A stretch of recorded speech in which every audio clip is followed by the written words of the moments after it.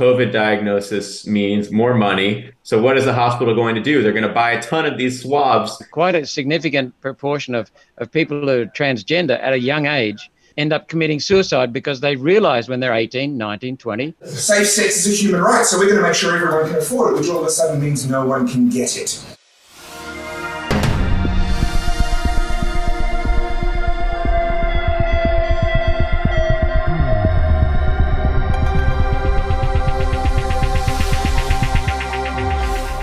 The road to hell is paved with good intentions, as is the road to Venezuela, but I repeat myself. I'm Topher Field, and today's episode of the Aussie Wire News is going to start a little differently. I'm going to replay for you the second half of a talk I gave 7 years ago at the Friedman Conference in Sydney, titled Condoms, Toilet Paper and Venezuela. In 2015, my wife and I spent a week in Caracas City in Venezuela. It was at the time considered the most dangerous city in the world outside of a war zone. They were in the grip of an economic and societal collapse unlike anything that we in the spoilt West can imagine, at least for now. And yet what shocked me was that I could see clearly in Venezuela that we were already treading the very same path that led them to their destruction. Before I play that video, I want to touch on my main warning points that I distilled in the months after this video that I'll play for you was recorded, after that talk. So I'll make these points now before I play you that talk with lots of information from what I saw in Venezuela in 2015. The warning signs are very clear, they're very easy to see, and they chart our progress down this road to destruction. There is no specific order in which these warning signs must occur, with one exception that I'll get to. But the more of them that you can see, the more urgent the need for a change in direction, the less time you have before the consequences start to bite. Those warning signs, the obvious markers that charted Venezuela's pathway to collapse, well, they are money printing. That's a pretty self-explanatory one. We certainly saw a lot of money printing in Venezuela. They debased their own currency beyond recognition and had to replace it with a new one eventually.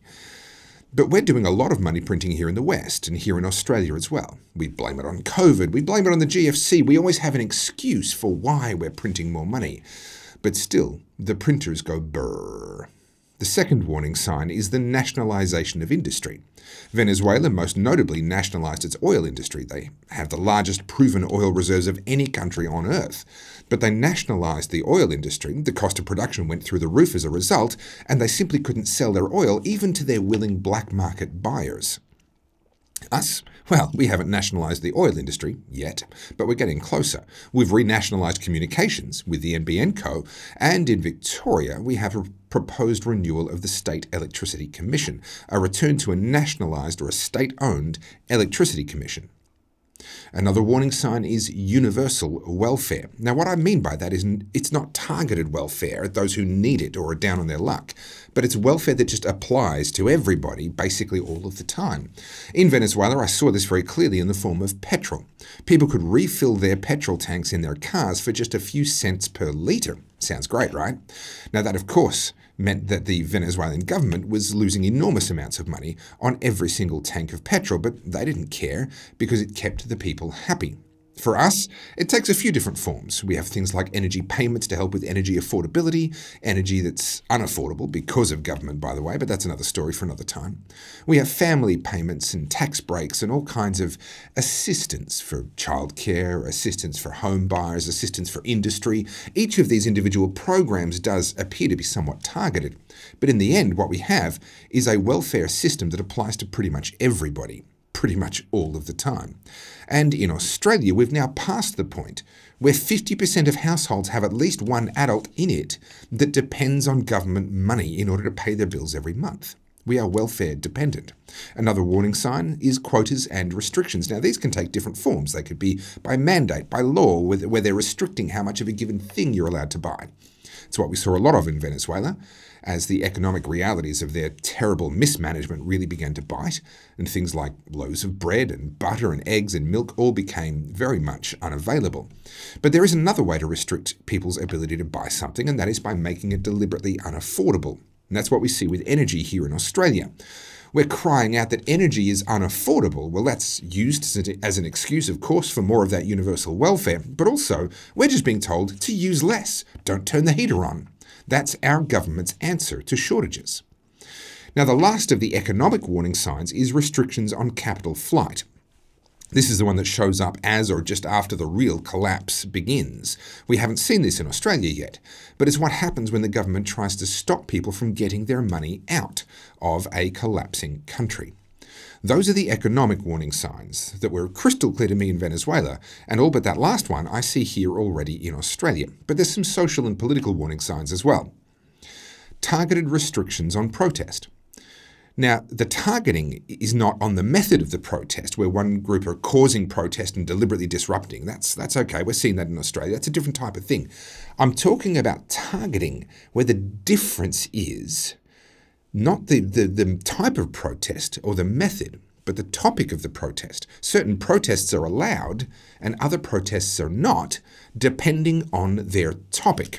Now, in Venezuela, I attended a pro-government protest quite safely, as long as they knew that we were not from the USA. We were very clear, we're Australian, not Americans.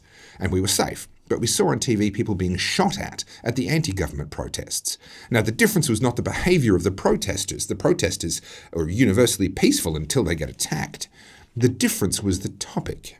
In Victoria during COVID, we saw the Black Lives Matter protests being encouraged by the media, encouraged by the government, and we saw police taking a knee both before and after that Black Lives Matter protest. We saw that they were using tear gas and batons and ultimately rubber bullets on anti-lockdown protesters like me. What was the difference? Not the behaviour. Again, we were peaceful till we were attacked. The difference was the topic.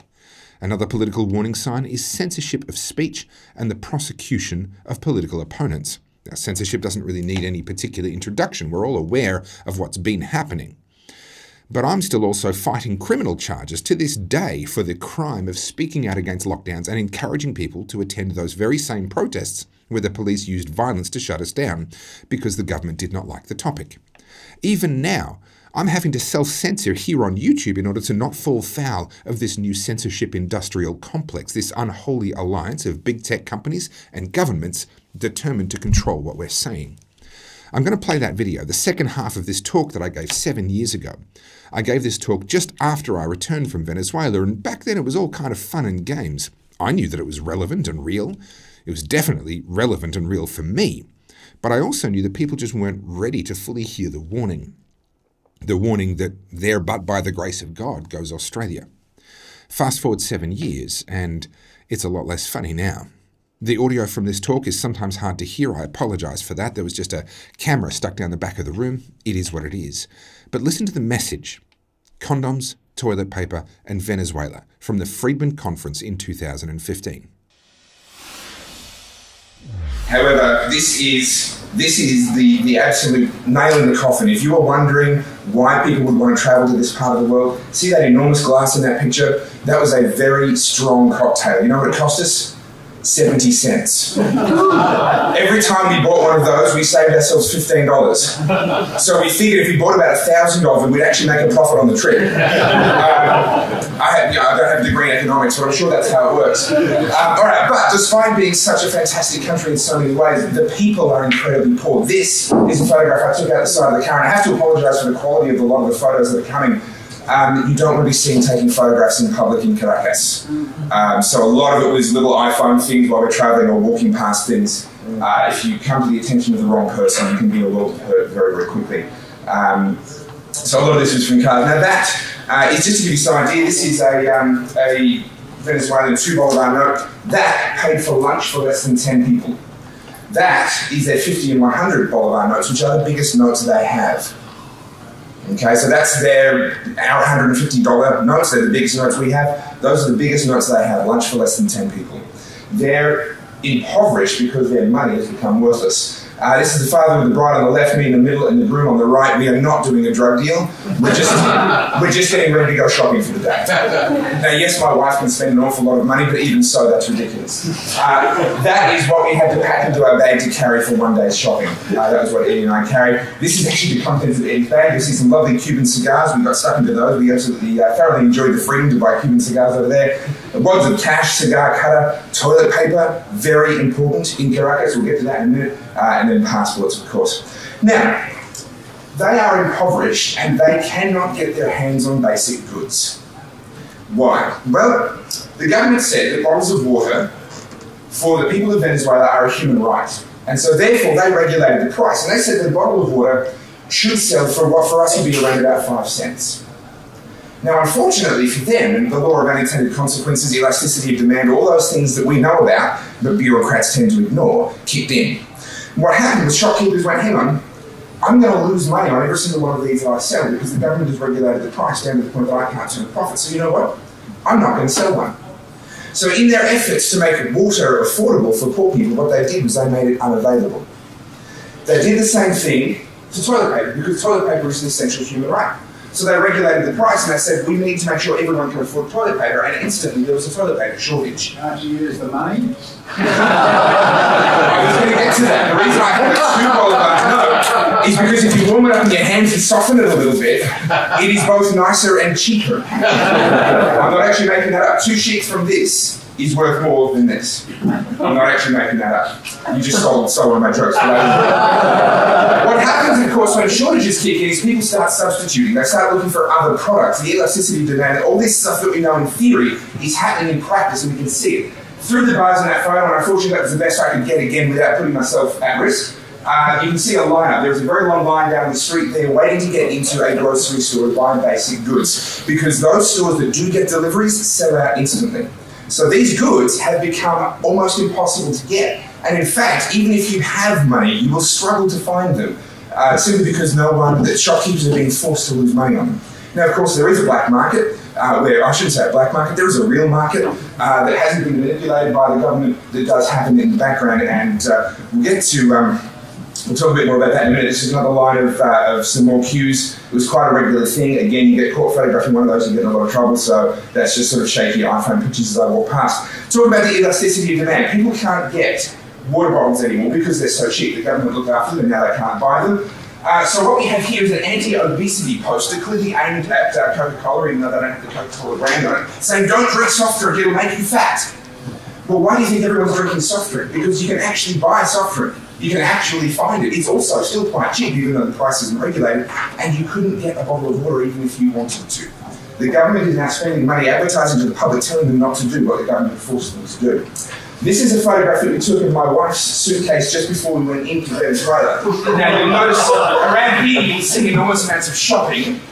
In the middle you'll see the most essential supply. A piece of travel advice: do not get gastro in a country that is suffering from an acute toilet paper shortage. I made that mistake, please don't do that. We thankfully brought 4 of these jumbo toilet paper rolls in with us because we've been forewarned. In the bottom right hand corner, the more keen item, you already know what that is 420 condoms, which we brought in because there is also an acute condom shortage because the government decided that they're a human right. Safe sex is a human right, so we're going to make sure everyone can afford it, which all of a sudden means no one can get it. The best man at the wedding went to 7 stores looking for condoms to buy so that he could give them to the groom so that he'd have condoms on his wedding night. Could not find them. And then this crazy guy showed over 420 of them. Now, let's talk about the impact in terms of everyday life. This is a shop that is full of clothing. This is a well-stocked store. The clothing is quite expensive for locals, but quite cheap for us. Contrast that, next door, this is a Puma shop. Now you can see the empty racks of shoes on the right-hand side. If you have a look at the racks in the back, you'll see that there are very few items of clothing hanging on each rack. This store is half empty. They're side by side.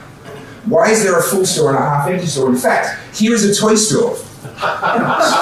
Children in Caracas are either extremely happy or extremely unhappy, depending on how you think this happened. I can tell you they're extremely unhappy. Here is an Apple store.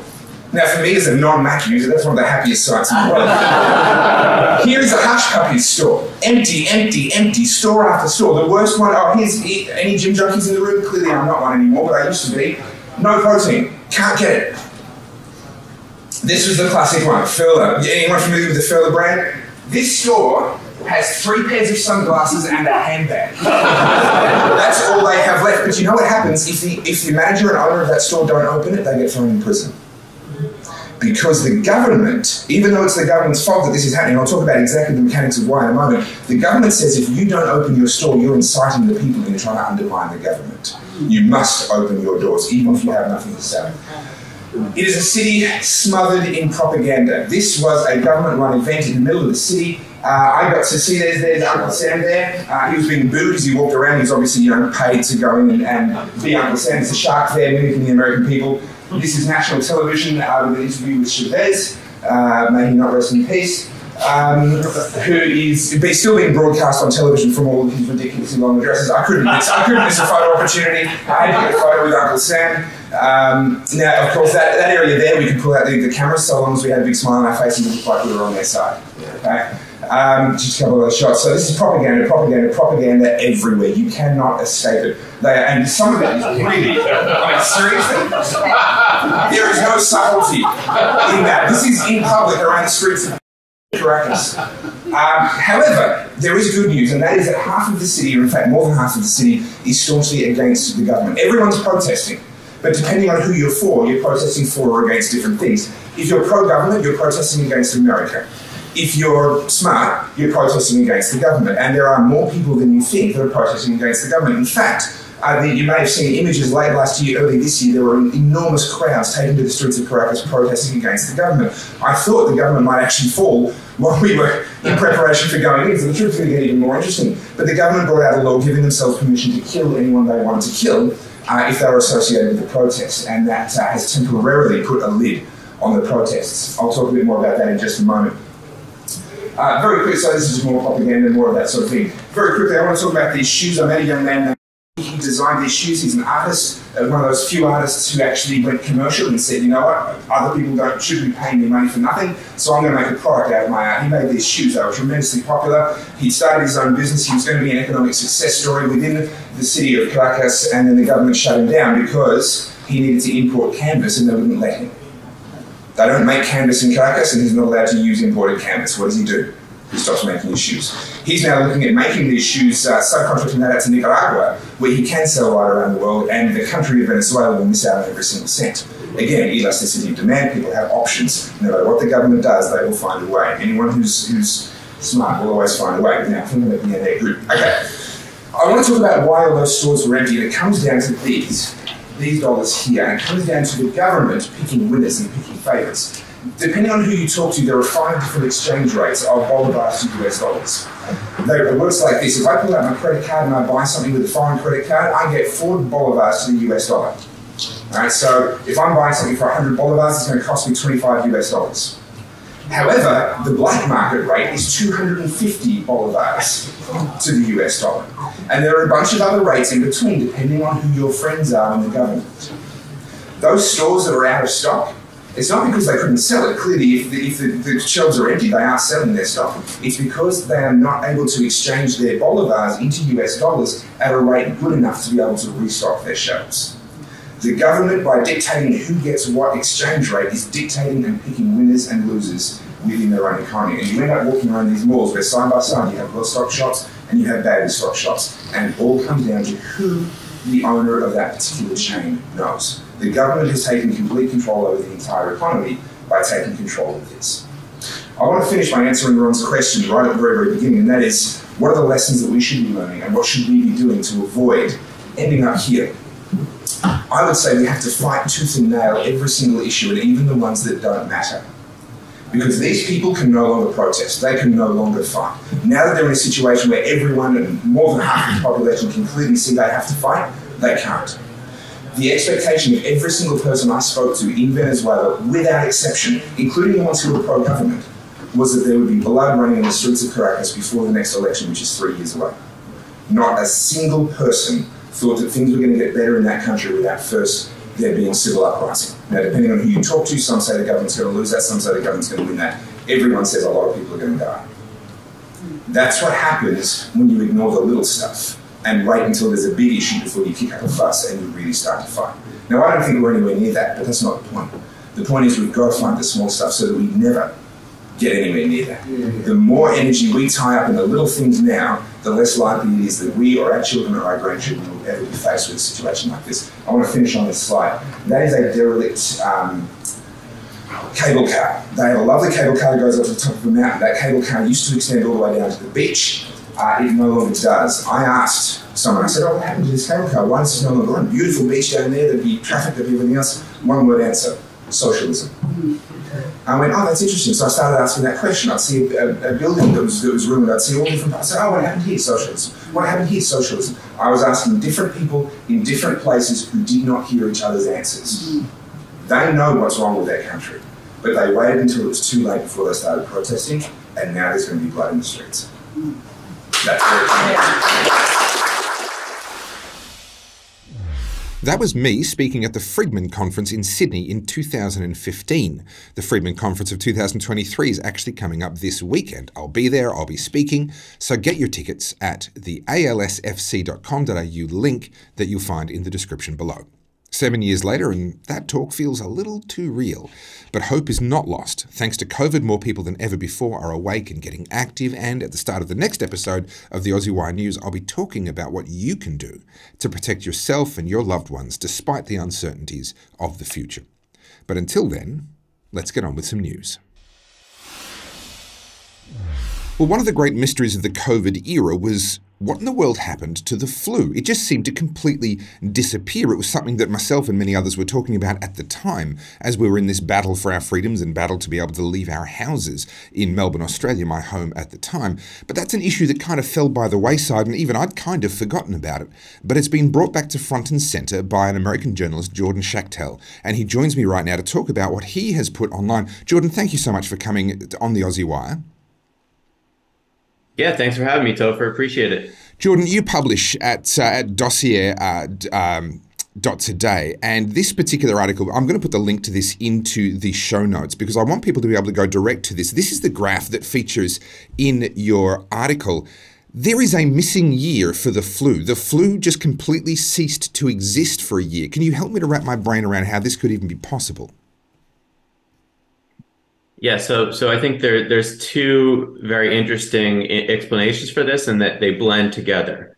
And you know, the traditional explanation, if you were to read or watch the corporate media, is that either the masks worked so amazingly well that they defeated the flu, but not COVID. So that's kind of a weird explanation, or basically that that COVID, the virus just conquered influenza and that there wasn't any flu. But when you think about the diagnostic process for diagnosing the flu, when you go to your doctor's office, and people who've had the flu before, very rarely, if ever, unless it's like some type of lab affiliated with your government health department, are they going to take any type of sample, send it to a lab, confirm that you have an influenza strain, the evidence of an influenza strain. Basically, they look for symptoms, and if you have it, they say you have the flu, or maybe you have some type of bacterial pneumonia associated with the flu. Here's some antibiotics, go home, you have the flu. Yeah. But what happened during the COVID era, essentially, is that the flu became, the symptoms, if you look at a list of the symptoms of flu and COVID, there's nothing that distinguishes the two. While coronaviruses are different than influenza viruses, you have to remember that when people diagnose flus, they're not looking for viruses. And, you talk to kind of like biologists and molecular lab scientists, and they'll tell you that it's actually rhinoviruses that most affect people that cause these symptoms. So it's not even the flu or COVID. So it's a diagnostic problem, but also COVID testing became enormously profitable during the early years of the pandemic. Hundreds of billions of dollars were spent on these tests. And these were enormously profitable, not only for the testing companies, but for the intermediaries, the hospital systems. There was no money to be made in flu anymore. And what you notice is when you talk to a lot of these supply chain folks, is that the flu test orders basically went to zero for a long period of time. And then, of course, these pharmaceutical companies would come out with these hybrid flu, COVID. But flu has always historically been diagnosed as a broad category. So the way that I approach it in the dossier is just basically that COVID, it's not really COVID. The COVID era shouldn't really be described as one pathogen. It's basically a rebrand to manufacture, in my view, lots of hysteria.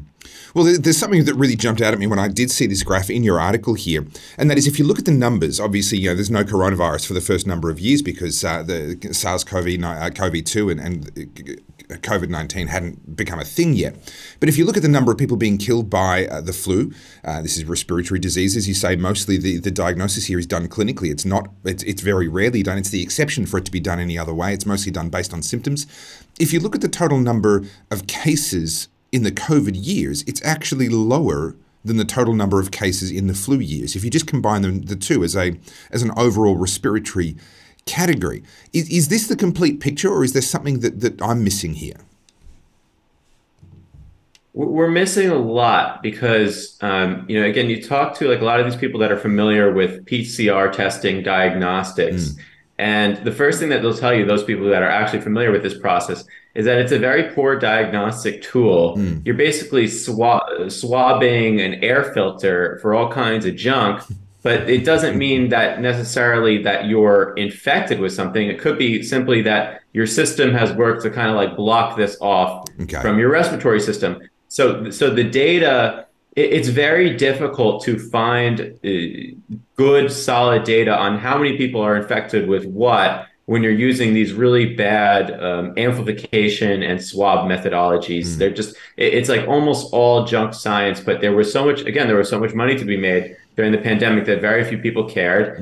And these politicians were incentivized to promote the hysteria because sadly, most of our Western politicians, they love seeking power and rolling up power and dominating their citizens instead of representing the interests of their constituents. Yeah, well, we certainly learnt that all too well in my former hometown of Melbourne, Victoria, Australia.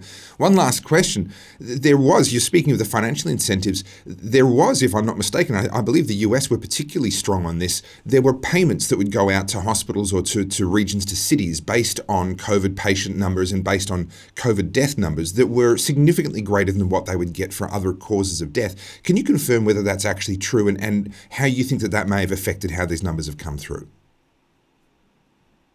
Yeah, it's absolutely true that the incentive structure pushed COVID diagnoses, not necessarily as a means to promote the hysteria, but again, there was a lot of money to be made, and the insurance system in the U.S., although it's more free than other countries, it became, over the past few years, during the Obama presidency specifically, a very centralized system in which there's a few insurance companies that are massive winners, and then the rest of kind of like private industry is a lot of losers. So you have this very small group at the top declaring that COVID diagnosis means more money. So what is the hospital going to do? They're going to buy a ton of these swabs because they want COVID, because they can write it off as a bigger expense and get reimbursed in a much larger fashion than any other type of diagnosis. Yeah, and just in closing, let me be clear, I'm not insinuating that anyone has necessarily gamed the figures in pursuit of money, but nevertheless, incentives matter. And as you say, hospitals would have been very vigilant to find any signs of COVID if there was a financial incentive there. Look, Jordan Schachtel, that's all the time we have for today, but I really appreciate you coming on. I'm going to keep an eye on your blog, and that is to be able to be found at dossier.today. And as I said, we'll put the link to this article that we've just been talking about into the show notes. I'm going to be keeping an eye on your work. I'm a big fan already. I've only just come across you, and I look forward to having you back again in future on the Aussie Wire. Thanks, Topher. Likewise. So much appreciated. Cheers. Well, these days, seeing is definitely not believing. The level of dishonesty in the mainstream media as well as on social media is completely off the charts. Well, I say that. To be honest, it's always been a human trait. We've always tried to twist things to make ourselves look better and our opponents look worse. But the nice thing, the silver lining about the social media age is that we can catch people out and we can correct the record and show what really went on. A great example of this happened just last week with none other than Senator Malcolm Roberts and his words on the floor of Parliament being twisted beyond recognition. I've brought him on to have a chat about this because I think this is an issue that we need to make sure we have our heads wrapped firmly around, and the level of dishonesty that some people are willing to go to. Senator Roberts, thank you so much for joining us on the Aussie Wire. You're very welcome, Topher. Anything I can do to support the Aussie Wire is wonderful. Oh, well, thank you. Look, I appreciate it. I want to start by actually just playing the edited version. Now, this is actually, I've sourced this from your own One Nation Twitter page. This is the edited version that was then used to argue that you were saying something rather inappropriate. Let's just have a watch. And we live in an age when a boy can't look at a doll without risking a diagnosis of gender dysphoria, and with it a lifetime of prescription drugs. A tomboy hasn't a chance in today's education system. There's something inherently inconsistent with the fundamental construct of gender dysphoria, based on there being only two genders and saying you, young child, were born the wrong one. Matthew 18:5-6 offers this warning. If anyone causes one of these little ones to stumble, it would be better for them to have a large millstone hung around their neck and to be drowned in the sea. Now, what's been said about that, because that's where the video gets cut off, what's been said about that is that you're calling for the death penalty for anyone that's supporting children transitioning, etc. Tell us about some of the media around this and some of the claims being made. Well, I don't know too much about the claims other than what you've just said. Well, we don't pay much attention to them, Topher, but what you've said is correct. That some people have said this is an incitement to violence and I want to murder transgender people, which is a complete lie. They failed to mention that immediately after that quote from the Bible, I said this in my speech. I'm going to read it from my speech. Sure. We have rightly replaced the age of millstones with the age of courts. Quoting this passage is not an incitement to violence. The reverse. That's what I said. Quoting this passage is not an incitement to violence. I then went on to say, sorry? I'll be playing the rest of your speech a little bit later in this segment, but what I wanted to touch on with you for before we get to the clarification, I guess, the correcting of the record, this is not the first time people have taken what you've said and tried to completely twist it and completely misrepresent everything about you. There are people indeed who hate your guts, having never actually listened to an honest representation of a single thing that you've ever said. I'll put my hand up and say I was a little bit skeptical and a little bit wary of you until you and I spent 3 days locked in a small plane travelling around the interior of Australia, the Murray-Darling Basin, where you consistently proved yourself to be one of the most hardworking and honest politicians I've ever had the pleasure of meeting. How can the average layperson protect themselves from this sort of misinformation? What should be the warning signs as we go through life? How do we try and combat this at an individual level?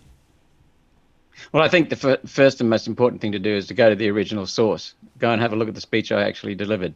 That's one way. And the other thing is, be wary of everything that's said these days. Everything is, particularly the mouthpiece media, the big brother media, and just check it out and engage in conversation with people. Be as open as you possibly can to as many wide and diverse views as possible, then make up your mind.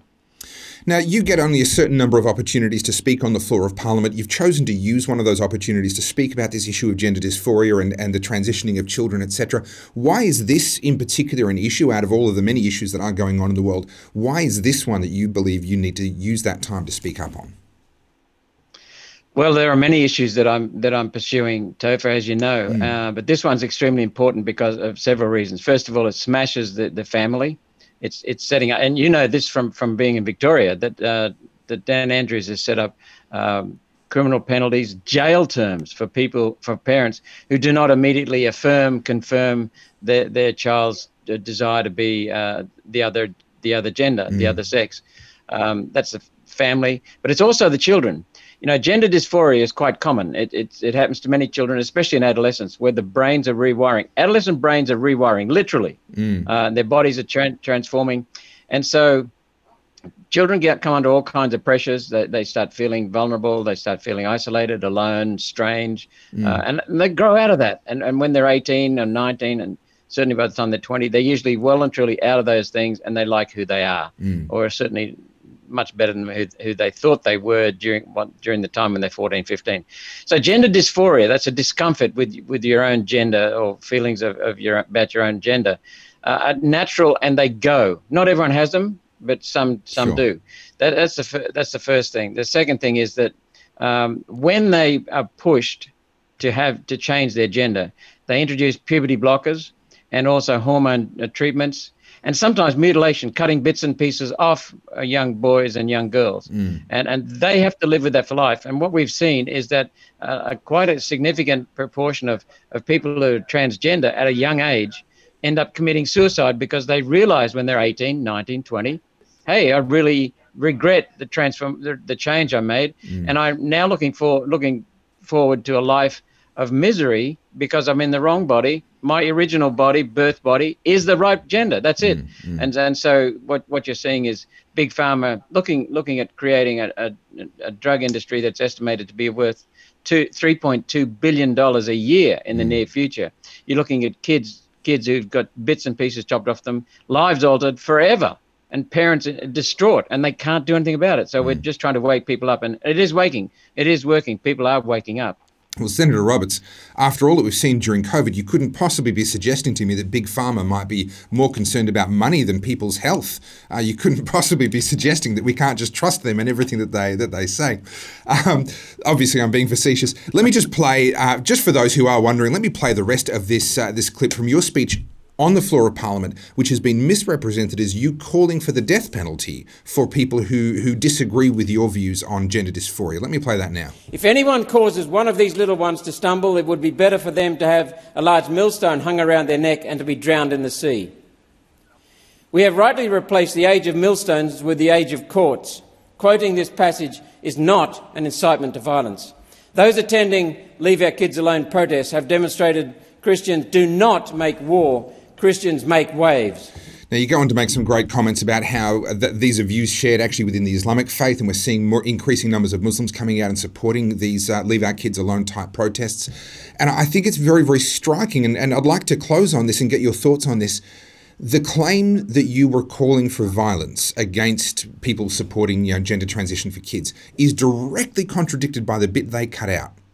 And they must have known that. There has to be some intent behind this. This wasn't naivety. They weren't mistaken. They must have known that they were cutting from your speech the very thing that they were claiming that you said. How do you... That's correct. Yeah. That's correct, Topher, because what happens is lies are a form of control, one of many forms of control, and always beneath control there is fear. Now, what are these people pushing this transgenderism afraid of? They're afraid of the truth. They're afraid of me telling the truth. We have been on this issue for quite some time now, 12, 24 months at various levels. And we are seeing people awaken. We are seeing people awaken in the United States. Look at what happened to Budweiser. Look what happened to Target when they started pushing the change of gender. And people are now waking up and they're terrified.